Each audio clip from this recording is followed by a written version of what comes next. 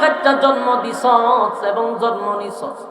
আমার মালিকের ঘুম নাই, আমার মালিকের কোনো তন্দ্রাও নাই। আল্লাহ ঘুমায়নি, কথা হয় না। لا تأخذه سنة ولا نوم।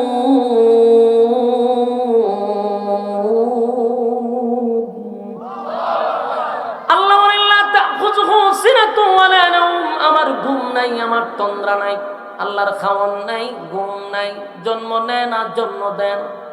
ফেরাউন জন্ম দেয়, ফেরাউন জন্ম নেয়, ফেরাউন জনমের মতো খায়। আসিয়া কয় কোন অ্যাঙ্গেল থেকে নিজের খোদা মনে করস? আমি জানি তুই জালেম, জালেমের কাজ হলো জুলুম করা। ফেরাউনের মাথা নষ্ট হয়ে গেল।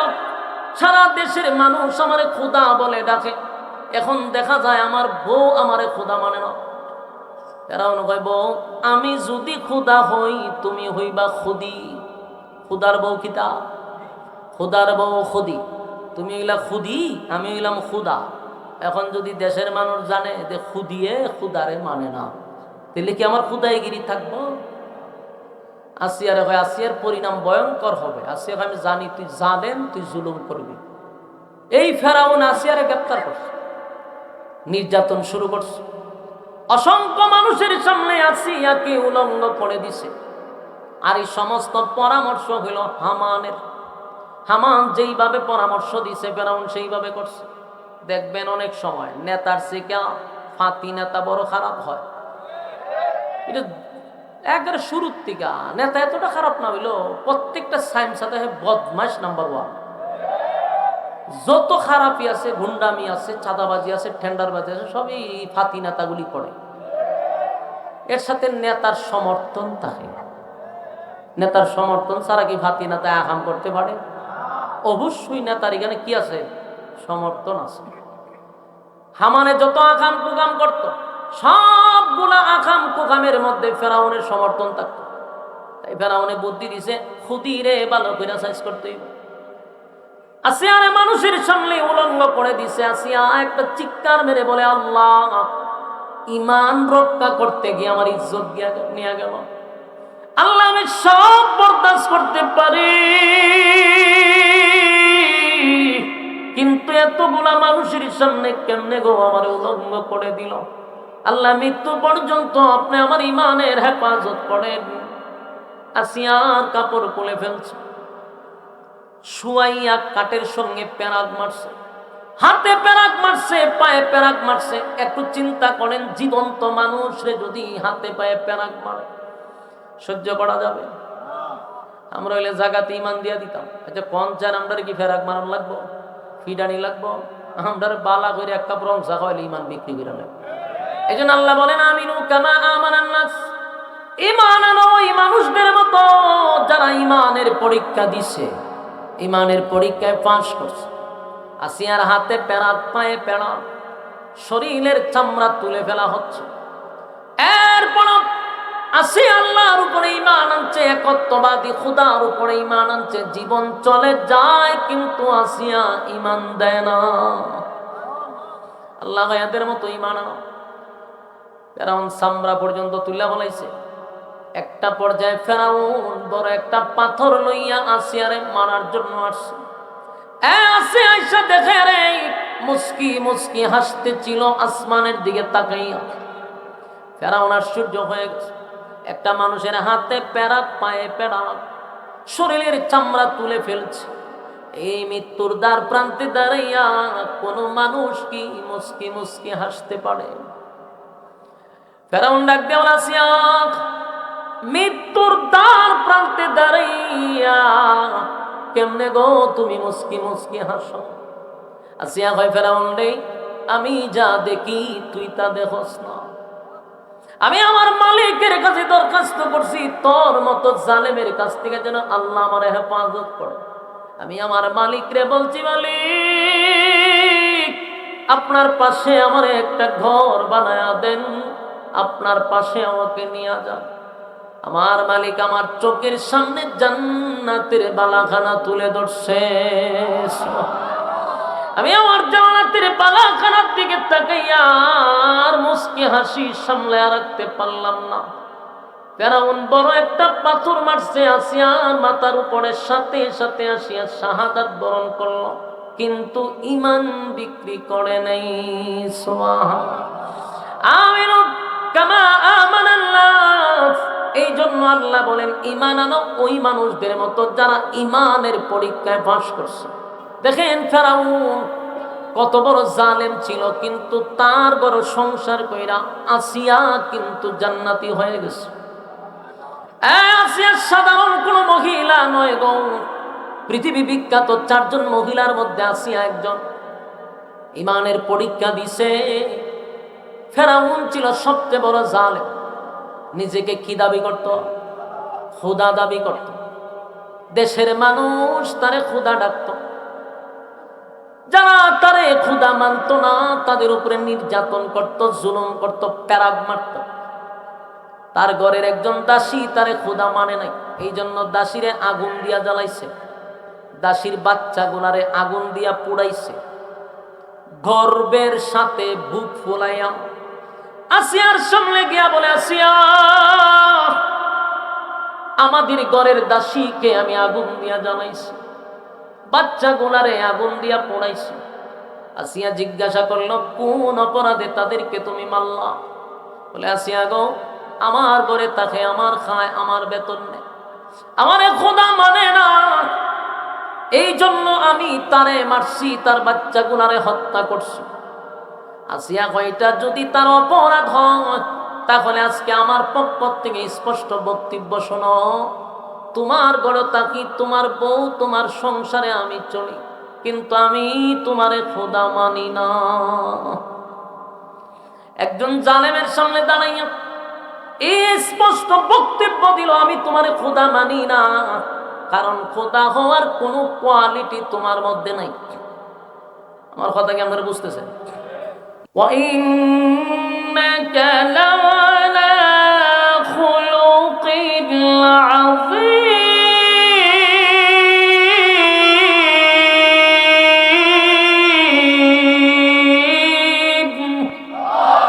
আজিম চরিত্র। এই চরিত্র কার? বিশ্ব নবীর চরিত্র। সুবহানাল্লাহ।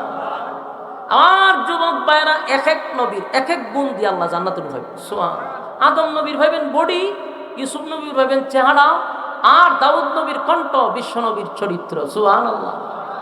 এক এক নবীর এক এক চরিত্র দিয়ে জান্নাতের বেজাল নাই, ডর ভয় নাই, কোনো আগাম পোগামের সম্ভাবনা নাই, পুরা চরিত্র চেঞ্জ। উদ্দেশ্য হলো তোমার পরীক্ষা চলতেছে, রেজাল্ট আউট হবে পরকালে, তাই আমি তোমাকে বান্দা স্বাধীনতা দিছি। মনে করবা না অনর্থক দুনিয়ায় আমি পাঠাইছি, বেহুদা পাঠাইছি, নিষ্প্রয়োজনে পাঠাইছি না। আফাহাসিবতুম আন্নামা খালাকনাকুম আবাসা ওয়া আন্নাকুম ইলাইনা লা তুরজাউন। আমি আল্লাহ অনর্থক বানাই নাই, অকারণে বানাই নাই। কেন বানাইলাম? ওয়ামা খালাকতুল জিন্না ওয়াল ইনসা ইল্লা লিয়াবুদুন। মানব এবং দানব দুইটা জাতিকে আমি বানাইছি শুধুমাত্র কেবলমাত্র আমার গোলামির জন্য। গোলামি যদি না করো তাহলে শুন, রেজাল্ট তো আউট হবে পরকালে।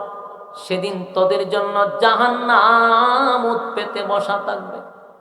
ইন্না জাহান্নামা কানাত মিরসাদা। নিশ্চয়ই জাহান্নাম তোমাদের জন্য উৎপেতে বসা। লিত্তাগিনা মাআবা। সীমা লঙ্ঘন যারা করছে তাদের জন্য জাহান্নাম। লাবিসিনা ফিহা আহকাবা। এই যুগের পর যুগ সেখানে অবস্থান করবি। লা ইয়াযুকুনা ফিহা বারদান ওয়ালা শারাবা। ঠান্ডা পানির কোনো ব্যবস্থা করা হবে না, সুস্বাদু পানি দেওয়া হবে না। ইল্লা হামিমা ওয়া গাসসাকা। রক্তপুঞ্জ আর বিষাক্ত পানি কিন্তু পান করানো হবে। এবার সিদ্ধান্ত নাও তুমি কোন দিকে যাইবা। বান্দা, আমি দুটা রাস্তার স্বাধীনতা দিয়া দিলাম, কারণ আমি আল্লাহ তোমারে বানাইয়া আমি তোমাকে এটাও জানাইয়া দিছি, অনর্থক আমি বানাইনি, বেহুদা আমি বানাই নাই। এই পরীক্ষার হলে তোমাকে পরীক্ষা দিতেই হবে। আমার যুবক ভাইয়ারা, পরীক্ষা আমাদের উপরে আসবে, বিপদ আসবে, মুসিবত আসবে, এরপরেও আমাদেরকে ঈমানের উপরে অটল থাকতে হবে। এটাই হলো আমাদের সবচেয়ে বড় হাতিয়ার। রব্বে কারীম বলেন, জান্নাত যদি পেতে হয় তাহলে দুইটা শর্ত, ঈমান আর নেক আমল।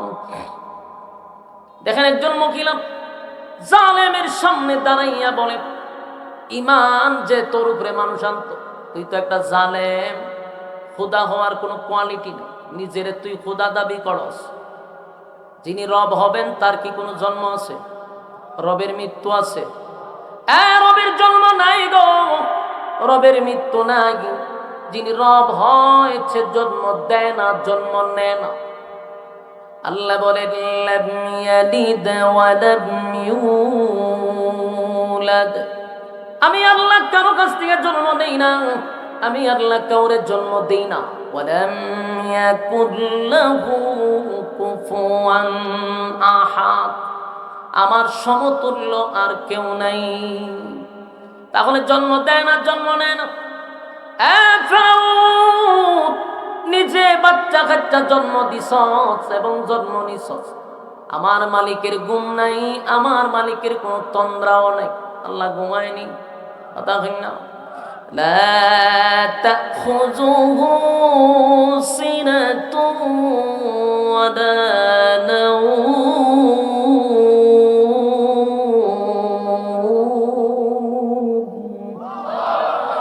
আল্লাহ বলেন, লা তাখুযুহু সিনাতুন ওয়ালা নাওম, আমার ঘুম নাই, আমার তন্দ্রা নাই। আল্লাহর খাওয়ান নাই, ঘুম নাই, জন্ম নেয় না, জন্ম দেন। ফেরাউন জন্ম দেয়, ফেরাউন জন্ম নেয়, ফেরাউন জনমের মতো খায়। আসিয়া কয়, কোন অ্যাঙ্গেল থেকে নিজেরে খোদা মনে করস? আমি জানি তুই জালেম, জালেমের কাজ হলো জুলুম করা। ফেরাউনের মাথা নষ্ট হয়ে গেল। সারা দেশের মানুষ আমারে খোদা বলে ডাকে। এখন দেখা যায় আমার বউ আমারে খোদা মানে না। ফেরাউন কয়, বউ, আমি যদি খোদা হই তুমি হইবা খুদি। খুদার বউ কিতা? খুদার বউ খুদি। তুমি হইলা খুদি, আমি হইলাম খুদা। এখন যদি দেশের মানুষ জানে যে খুদিয়ে খুদারে মানে না, তাহলে কি আমার খুদাইগিরি থাকবো? আসিয়ারে হয়, আসিয়ার পরিণাম ভয়ঙ্কর হবে। আসিয়া, আমি জানি তুই জালেম, তুই জুলুম করবি। এই ফেরাউন আসিয়ারে গ্রেফতার করছে, নির্যাতন শুরু করছে। অসংখ্য মানুষের সামনে আসিয়াকে উলঙ্গ করে দিছে। আর এই সমস্ত পরামর্শ হইল হামানের। হামান যেইভাবে পরামর্শ দিছে ফেরাউন সেইভাবে করছে। দেখবেন অনেক সময় নেতার থেকে ফাঁতি নেতা বড় খারাপ হয়। এটা একবারে শুরুর থেকে নেতা এতটা খারাপ না হইলো, প্রত্যেকটা সাইম সাথে বদমাইশ নাম্বার 1। যত খারাপই আছে, গুন্ডামি আছে, চাঁদাবাজি আছে, টেন্ডারবাজি আছে, সবই ফাঁতি নেতাগুলি করে। এর সাথে নেতার সমর্থন থাকে। নেতার সমর্থন ছাড়া কি ফাঁতি নেতা আকাম করতে পারে? অবশ্যই নেতার এখানে কি আছে? সমর্থন আছে। হামানে যত আকাম কুকাম করত, সবগুলা আকাম কুকামের মধ্যে ফেরাউনের সমর্থন থাকতো। তাই ফেরাউনে বুদ্ধি দিছে, খুদিরে ভালো করে সাইজ করতে হইবে।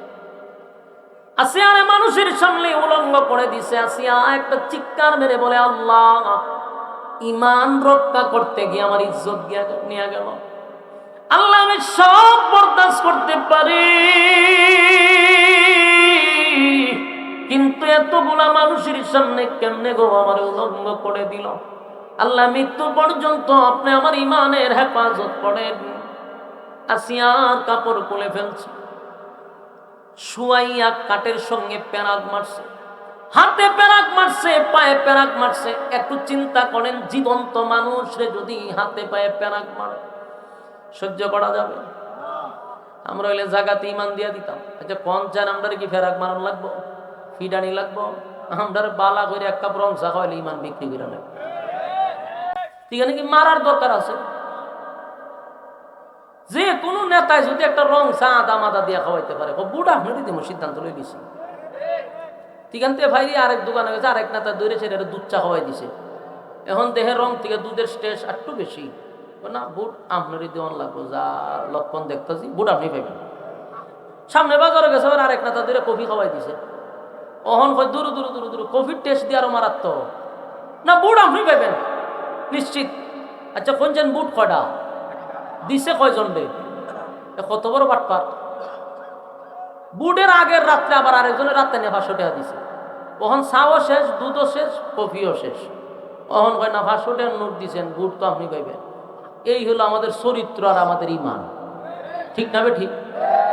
এই জন্য আল্লাহ বলেন আমিনু কামা আমানান নাস, ইমান আনো ওই মানুষদের মতো যারা ইমানের পরীক্ষা দিছে, ইমানের পরীক্ষায় পাস করছে। আসিয়ার হাতে পেরাত, পায়ে পেরাত, শরীরের চামড়া তুলে ফেলা হচ্ছে। এরপর আসি আল্লাহর উপরে ঈমান আনছে, একত্ববাদী খুদার উপরে ঈমান আনছে, জীবন চলে যায় কিন্তু আসিয়া ঈমান দেয় না। আল্লাহ এদের মতো ঈমান আনো। ফেরাউন চামড়া পর্যন্ত তুলে ফলাইছে। একটা পর্যায়ে ফেরাউন বড় একটা পাথর লইয়া আসিয়ারে মারার জন্য আসছে। আসে আইসা দেখে রে মুস্কি মুস্কি হাসতেছিল আসমানের দিকে তাকাইয়া। ফেরাউন আশ্চর্য হয়ে গেছে, একটা মানুষের হাতে পেরাত, পায়ে পেরাত, শরীরের চামড়া তুলে ফেলছে। এই মৃত্যুর দ্বার প্রান্তে দাঁড়াইয়া কোন মানুষ কি মুস্কি মুস্কি হাসতে পারে? ফেরাউন ডাক দেওয়া আসিয়া, মৃত্যুর দ্বার প্রান্তে দাঁড়াইয়া কেমনে গো তুমি মুস্কি মুস্কি হাসো? আসিয়া কয় ফেরাউন রে, আমি যা দেখি তুই তা দেখোস না। আমি আমার মালিকের কাছে দরখাস্ত করছি তোর মতো জালেমের কাছ থেকে যেন আল্লাহ আমার হেফাজত করে। আমি আমার মালিকরে বলছি, মালিক আপনার পাশে আমার একটা ঘর বানায়া দেন, আপনার পাশে আমাকে নিয়ে যান। আমার মালিক আমার চোখের সামনে জান্নাতের বালাখানা তুলে ধরছে। আমি আমার জান্নাতের বালাখানার দিকে তাকাইয়া আর মুস্কি হাসি সামলে রাখতে পারলাম না।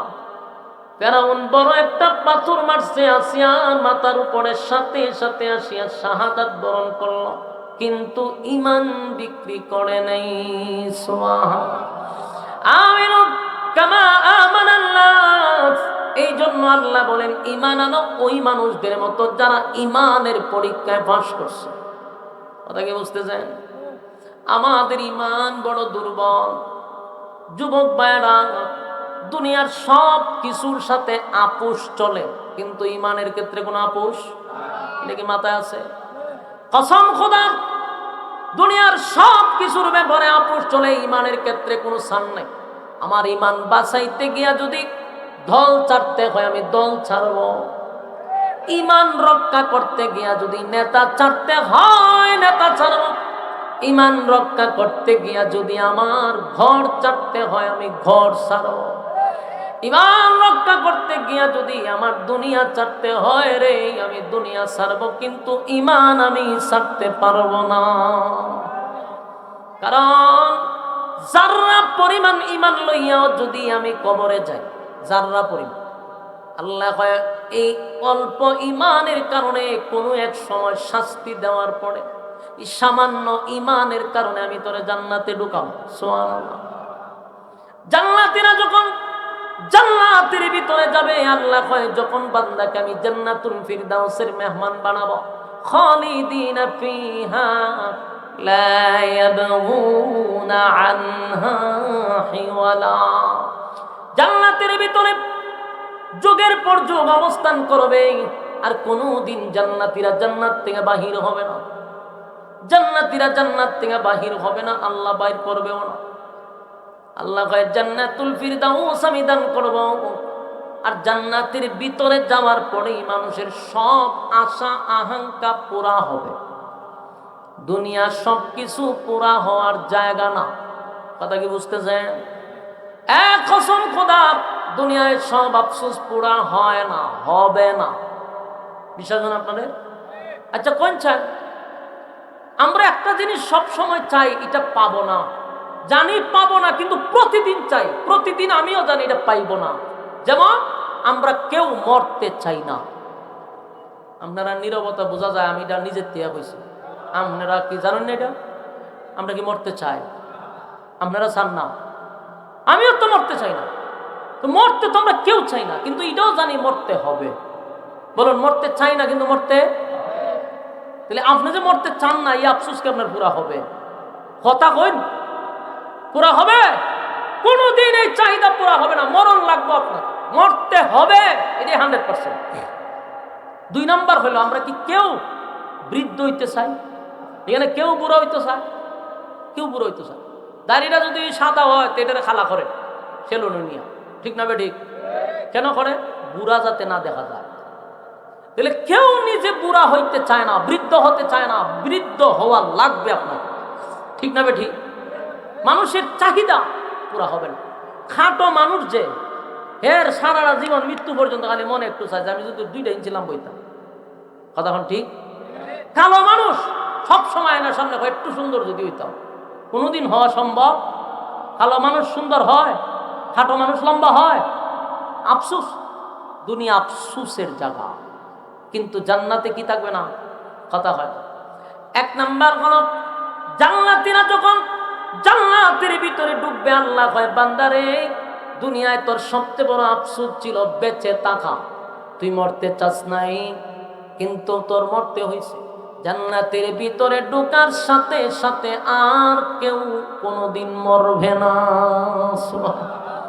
জান্নাতের ভিতরে মরণ নাই গো, কেউ আর কোনোদিন মরবে না। জান্নাতের ভিতরে মরণ নাই, মরণ নাই, মরণ নাই। 2 নাম্বার হলো, পৃথিবীর কেউ চায় না বৃদ্ধ হতে, কেউ বৃদ্ধ হতে চায় না, কিন্তু আপনি আমার বৃদ্ধ হওয়া লাগবে। এখন যাদের চুলগুলা কালো, আস্তে আস্তে চুলগুলা সাদা হবে, চোখের জ্যোতি কমবে, দাঁতগুলি লড়াচড়া করবে, শরীরের চামড়া ডিল হবে, শরীরটা দুর্বল হবে, ঠিক না বেটি? কেউ বৃদ্ধ হতে চায় না। আল্লাহ কয়, জান্নাতে ঢোকার সাথে সাথে বয়স হবে 32। সুবহানাল্লাহ। এই বয়স আর কোনোদিন 33 হবে না। আমরা আফসোস পুরা হব। কালো মানুষ যতই দোয়া করে, এটা কি কোনোদিন সুন্দর হইব? যদি হয়, হুজুর বাংলাদেশের হুজুরদের প্রতি আমার তেমন কোনো আগ্রহ নেই, আমি মক্কা মদিনার ইমাম সাহেব রাইনা বাড়া কইরা 1 মাস দোয়া করাম আমি যেন সুন্দর হই, কবুল হইব? কোনোদিন সেই দোয়া কবুল হবে না। আর আল্লাহ বলেন, জান্নাতের ভিতরে ঢোকার সাথে সাথে প্রত্যেকটা মানুষের চেহারা হবে ইউসুফ নবীর মতো সুন্দর। আফসোস পুরা হবে জান্নাত। 2 নাম্বার হলো, খাটো মানুষ লম্বা হতে চায়। যেমন আমার মনের মধ্যে আমি যদি আর একটু লম্বা হইতাম, যারা আছে 5 ফুট, এরা হয় 6 ফুট হইতো, 6 ফুট হইলে 7 ফুট হওয়ার দরকার ছিল। তার মানে আরো লম্বা হইতো চায়, বডিটা ভালো হইতো চায়, ঠিক না? আল্লাহ হয়, জান্নাতের ভিতরে প্রত্যেকটা জান্নাতীদের বডি হবে কমপক্ষে 60 হাত লম্বা। সুবহানাল্লাহ। আসেনি? আদম আলাইহিস সালাতু ওয়াস সালামের বডি আল্লাহ জান্নাতে দিবে, খুশি না বেজার? চেহারা দিবে ইউসুফ নবীর মতো, বডি দিবে দাউদ নবীর মতো। আর আরো আফসোস আছে রে, আরো আফসোস আছে, কণ্ঠের আফসোস আছে, ঠিক না বেটি? কণ্ঠের আফসোস, কণ্ঠ না থাকলে গানও টান দিলে ভালো লাগে না।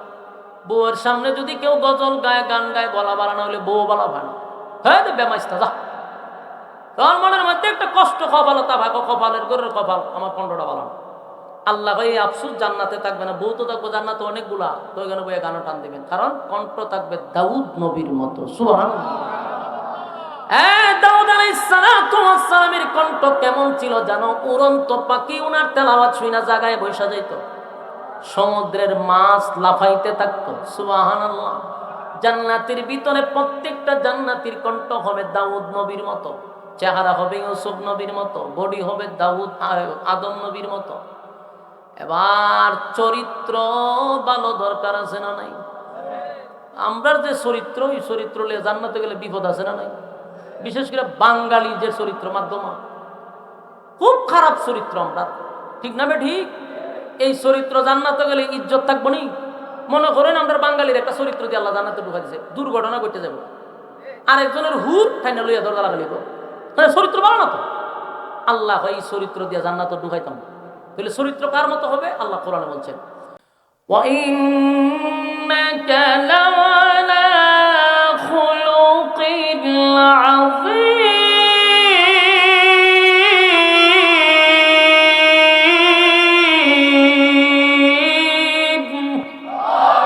আজিম চরিত্র, এই চরিত্র কার? বিশ্ব নবীর চরিত্র। সুবহানাল্লাহ। আর যুবক ভাইরা, এক এক নবীর এক এক গুণ দিয়ে আল্লাহ জান্নাতে ঢুকাবে। সুবহানাল্লাহ। আদম নবীর ভাবেন বডি, ইউসুফ নবীর ভাবেন চেহারা, আর দাউদ নবীর কণ্ঠ, বিশ্ব নবীর চরিত্র। সুবহানাল্লাহ। এক এক নবীর এক এক চরিত্র দিয়ে জান্নাতের বেজাল নাই, ডর ভয় নাই, কোনো আগাম কুগামের সম্ভাবনা নাই। পুরা চরিত্র চেঞ্জ, চেহারা চেঞ্জ, বডি চেঞ্জ। বউ কমপক্ষে না থাকলো ৭২টা থাকবে। জুড়ে হন, এটা খুশি সংবাদ। কমপক্ষে ৭২টা। এবার দুনিয়ার বউয়ের মতো না, এক একটা বউয়ের দিকে তাকাইবেন ৪০ দিন চলে যাবে। কি জাতের সুন্দর সুন্দর আল্লাহ দিব, খুশি না বেজার? এবার বলেন, এতগুলা নিয়ামতের কথা বললাম, বিনা শর্তে না? অবশ্যই শর্ত আছে। বিনা শর্তে দিবে না। অবশ্যই তোমার আমাকে আল্লাহ ২টা শর্ত দিছে, ঈমান আর নেকামল। ঈমান যদি থাকে, নেকামল যদি থাকে, ২ গুণে গুণান্বিত হইয়া যারা কবরে আসবে, আল্লাহ কয় ওয়াদা দিলাম আমি জান্নাতের বালাখানা আমার বান্দা বান্দিকে আমি দিব। জান্নাত পাইবেন সর্বনিম্ন এই পৃথিবীর 10টা পৃথিবীর সমান। সুবহানাল্লাহ। না থাকলে কইতে আনবেন? হ্যাঁ, আমরা একটা রাজত্বের জন্য দেখছি এখন কি চলতেছে, কথা বল না। একটা বাংলাদেশের মতো দেশের লেগে মানুষ একটা গদ্দিত বইবার লেগে কত কিছু চলতেছে। মানুষ মেরা লায়, প্রতিদ্বন্দ্বী মেরা লায়, প্রতিপক্ষ মেরা লায়। কেন? আমার চেয়ার নিশ্চিত জায়গা চেয়ার টিকাইবার লেগিয়া এই যে রাজনীতি চলতেছে, মারামারির রাজনীতি, খুন খারাপির রাজনীতি, হিংসার রাজনীতি। কেন? চেয়ার। ঠিক না বে ঠিক? চেয়ারের কারণে বহু মৌলবীও বিক্রি হয়ে যেতেছে। তাহলে একটা চেয়ারের লেগে যে মানুষ এত পাগল হয়, আল্লাহ হয় আমি তোরে কমপক্ষে এই পৃথিবীর 10টা পৃথিবীর সমান রাজত্ব দিয়ে দিব। শর্ত ঈমান, নেকামল। ঈমান, এই 2 গুণে গুণান্বিত হইতে পারবো। তাহলে আমরা 10 পৃথিবীর সমান জান্নাত পাবো। আর ওই রাজত্বের মধ্যে কোনো আপনার থাকবে না, এটার কি তা কয়, আর একটা দল থাকবে না আপনারা লামাইবার লেগে। প্রতিদ্বন্দ্বী থাকলে তো আপনারা যে কোনো 5 বছর পরে লামাইনি গোটাইনি। কিন্তু জান্নাতের ভিতরে একক রাজত্ব দেওয়া হবে, আপনার পিছনে কেউ লামাইবার লাগে আন্দোলন করবে না। সুবহানাল্লাহ। মানুষের আফসোস পড়া হবে জান্নাত।